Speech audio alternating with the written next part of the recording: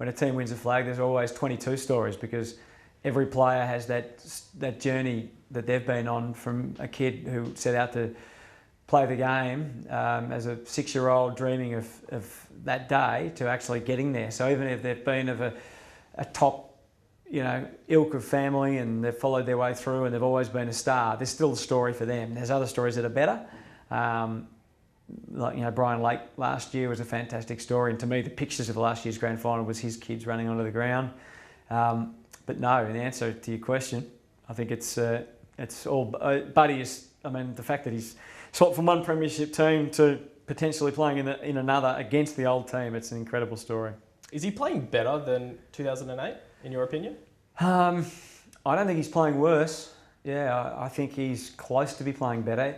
He's probably not kicking as many goals, but his marking is almost back to where it was, and he's a more experienced player now. He's a stronger player now.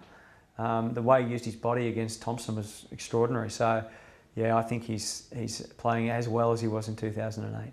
Sydney and Hawthorn obviously boast some quality names. Which team has impressed you the most in season 2014?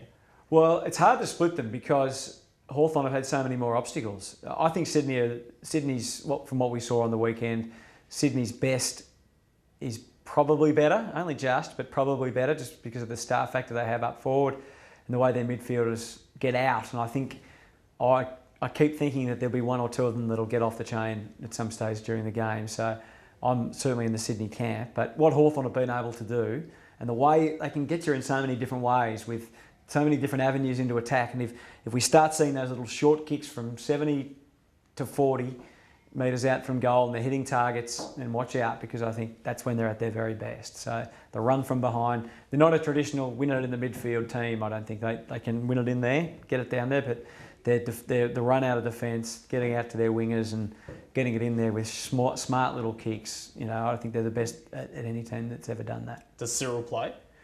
In my mind, he does, yeah. I would actually start him as the sub. There's all sorts of views on whether he should, and is that too much of a risk? Well, if you're going to pick him at all, it's a risk. So to me, that's the best balance, is to pick him as a sub, hope that you get through the first half, and then bring him on when you need to add that little bit of extra speed. Again, it's better if we have the teams, but it looks more likely that Brad Sewell will miss out. Is he unlucky? Yeah, can you be a dual premiership player and be unlucky? I don't know. He's unlucky for this year. Just Langford's gone past him. All the other players have come back. But there was a school of thought last week that he wasn't picked against Port Adelaide because of Port's outside speed. Well, that may have been true, but unfortunately for him, that's a similar scenario with the Sydney Swans. But look, there is an argument to say that grand finals are often played a bit more in the trenches, in which case Brad Sewell, he'd do a great job if he was playing, but I think sadly for him he's going to miss.